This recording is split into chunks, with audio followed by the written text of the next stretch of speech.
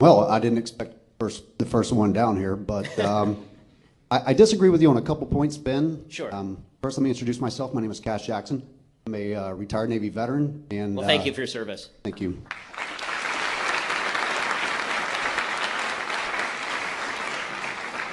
I am also intending on running for governor 2018 here in the state of Illinois.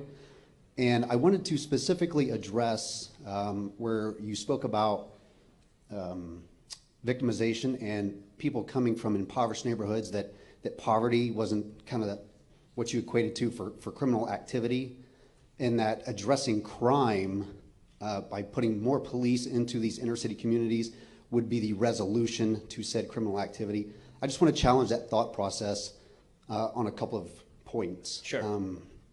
Beginning with my personal opinion, and some of this is going to be rooted in facts and others just in my observations. That's fine. Is that the majority of crime that's being committed in these inner city neighborhoods, if we look at prison statistics, if we look at gang violence, we look at drug abuse, we look at teen pregnancy, suicide and depression amongst our youth, there's one common denominator. That common denominator is that these children are growing up in fatherless homes. They're growing up in fatherless homes not because fathers are not present and because we have a plethora of deadbeat fathers, which has been painted through the through the media, that there's millions of deadbeat fathers out there. That's simply not the truth. What is the truth is that the states have found it profitable by misappropriating Title IV-D funding through the Social Security Act from the federal government down to the states. The states take a parent, which is historically and statistically the father, they relegate them down to a visitor during a custody proceeding, such as my case. So I hope that you can smear this over your website. They reduce me down to a visitor status to justify a child support order. When they do that and they force that collection process, they receive federal funding directly to the state. Okay, so sorry, I don't want to break up the long paragraphs there, but you know more about custody battles than I do. Okay, I will just say that obviously custody battles only take place in a situation in which there's a conflict between the spouses. I mean, I assume that you and your spouse don't get along great. Well, I mean, let me finish just addressing. I know I'm long-winded. Sorry, one more comment.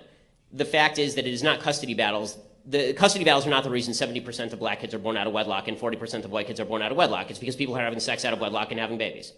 That's correct. But when that child support order is put in place, okay, in order to justify the support order, they have to take one parent, which historically is the father, and say, you're only going to get every other weekend. And when we do that, we have set the stage for emotional and mental challenges for those individuals. And again, if you look at teen pregnancy statistics, drug abuse statistics. So I agree with you about the correlation between all these terrible things and single motherhood. I just disagree with you statistically that cases of father visitation in divorce cases represent even a large minority of the cases of single motherhood. Again, the vast majority of, if we're talking about the sort of culture of single motherhood that's been created in the United States, it is not about custody hearings. It is about the fact that people are getting pregnant before they're married, out of wedlock, and having babies without a father even in the home. This is not to diminish the problems in custody battles. There's no question that a lot of custody law is biased toward the mother. That's been true for 30 years, 40 years, 50 years. But to pretend that that is the main problem facing inner city communities, for example, ignores the fact that the vast majority of people who are having babies out of wedlock are having them out of wedlock. They're not having them in wedlock and then dad is taking off. Dad's taking off because they never got married. Okay, this is why marriage is a prerequisite. Well, I believe, Ben, that if you look at, say, the south side of Chicago and the west side of Chicago, if you look at that and the crime that is there today, you can trace that back to Jim Crow, to the war on drugs, to mass incarceration. And when fathers were taken out in large numbers over a long duration, you now have set the stage where you have so many children being had out of wedlock because the family unit has broken down in these. No, the increase in single motherhood is not based in Jim Crow. Because the fact is that at the end of Jim Crow, the black single motherhood rate was 20%. Today it's 72%. Okay, so did society get more racist? How did that happen? Was it just a ticking time bomb that they left under the kitchen table? The fact is that people are having babies out of wedlock now because there are government structures in place that basically incentivize people to have babies out of wedlock, and that's the real problem. Now, in terms of crime, obviously crime is involved with single motherhood. What I'm suggesting is that there are two ways to tackle this problem. One is a broader cultural critique in which we say to people, you need to get married, and that means getting people involved in church and synagogue, getting people involved in a social network that encourages people to get married before they have babies. That's a long-term project because it takes 100 years for an entire society to devolve to the point where a majority of babies are being born out of wedlock in a community or a vast minority in the white community. That's one way to tackle it. A shorter-term way to tackle crime is to put all the criminals in prison. Because again, I think that that sets off a chain reaction that's actually good. And the chain reaction is that now you can have businesses invest. I'm not going to take my money and invest in a store that I think is going to be robbed tomorrow because the crime rate is high. I'm only going to invest where I think the cops are going to protect. And if there are no cops there to protect, it's hard for me to invest. Once I invest, that creates a property tax base or a local taxation base. And now you actually have the money, if you want a good public school, to actually put together a good public school. So all of these things need to happen at once. But the only quarrel I have with you at all is I think that you're taking an anecdote and expanding it out statistically where that's not actually statistically valid.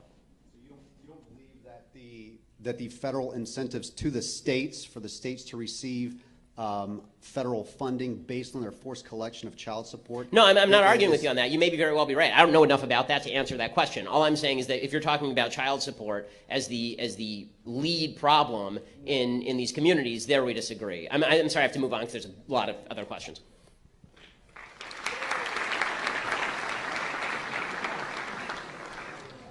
Hi, I just want to say thank you for your talk today, and that's coming from someone who disagrees with basically everything you say. Oh, good. I'm glad. But yeah, thank you for coming. So today you had a Twitter thread in response to Ted Lieu's comments on health insurance and the CBO report that Yes. came out about why pre-existing conditions should be charged more.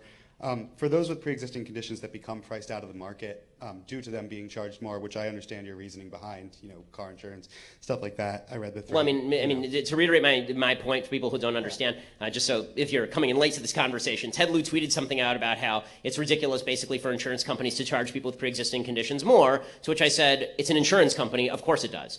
I mean, every insurance company in history charges people more based on their risk profile. That's why you have risk assessors at insurance companies. So go ahead. Yeah, my question is, for the people who are priced out of the market Yes. due to that, is their only solution to go without health care? And why do you think that's an acceptable solution when most other nations have found a solution? No, I don't think that's an acceptable solution. I think what we need to do is we've trained now 3 generations of Americans to be dependent on the government to fill that gap. So there are a couple of ways that you can tackle these issues. The chief problem, and I think we all acknowledge this, is that people don't buy. Let's say that everyone were age 0 for a second. Okay, everyone was born today. How do you solve the healthcare problem? You don't really have to solve the healthcare problem because people, presumably, you train them to buy insurance when they're young. The big problem is people don't buy insurance when they're young. Now they're 60, they don't have insurance, they have pre-existing conditions, and now no one's going to cover them, right? So we all know that the problem in the future is not going to be people who are 65 because in 50 years, 40 years, 30 years, they'll be dead, right? The big problem is going to be people who are 20 who are not getting health insurance now, and then in 40 years they have a pre-existing condition, they look for health insurance. So if we're talking about the future and the future plans for healthcare, what we need to be doing is encouraging young people to buy health insurance. Well, there are only 2 ways to do that. One is to use the government to force people to buy health insurance, and the other way is to basically have a market system that punishes people for not buying health insurance.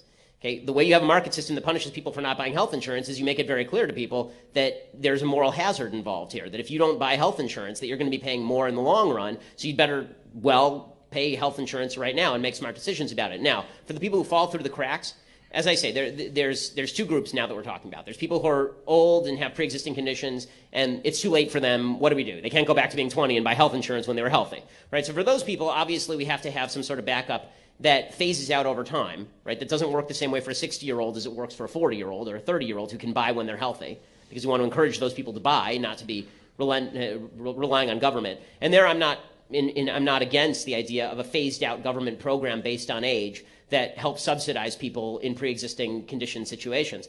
And the other thing is that you have to have private charity pick up the slack for a lot of this stuff. And this is where I've said that I think that private charity does pick up the slack for a lot of things. I mean, Jimmy Kimmel made obviously a big to-do when he did a routine on his show in which he talked about how his baby son had been born. They took him to Children's Hospital. He had an open heart surgery. And that's why you need Obamacare. Okay, Jimmy Kimmel didn't have Obamacare. Jimmy Kimmel had private insurance. The fact is that private insurance, which covers the vast majority of the market, is still covering of pre-existing conditions because when you are employed and you have insurance, you're pooled with all the other employees of your company. That's the way it works, right? They don't charge you more with a pre-existing condition, at least in huge numbers, when you're getting it through your employer. So that's problem number one with Jimmy Kimmel is he already had health insurance. The problem number two that he didn't mention is that Children's Hospital is a charity hospital. A lot of people are coming in there with Medicaid, and the only way that people can get covered is not just through Medicaid, it's because there's a bunch of charity that's coming in and supplementing the Medicaid to pay the doctor. I know this because the doctor who operated on Jimmy Kimmel's son is a guy named Vaughn Starnes, and he operated on my daughter when she was a year and a half old. So we were at the same hospital with the same doctor. The vast majority of patients there, I believe, were on Medicaid. And they were able to get care because of the charity that was involved. So my solutions are twofold. There's a long answer, but it's a complex question. So the answer is, one, private charity needs to be increased so that we can help pick up the slack, because if that doesn't happen, conservatives, note to us, we need to give more charity, because if we don't do it, the government's going to try to. Okay, and solution number two is that we have to have a phased-out program that takes care of the people for whom it's too late to actually make good decisions, but still encourages people to make good decisions now about buying their insurance, which means there must be a risk attached to not buying insurance. One last yeah, comment. sorry, Just one ending comment.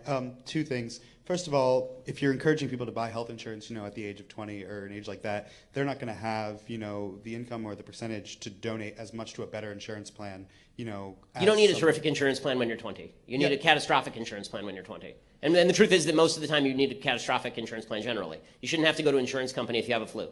You should be able to go to a doctor and pay cash.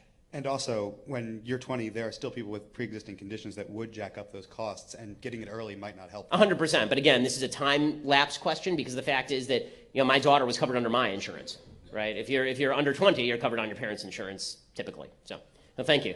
Thank you very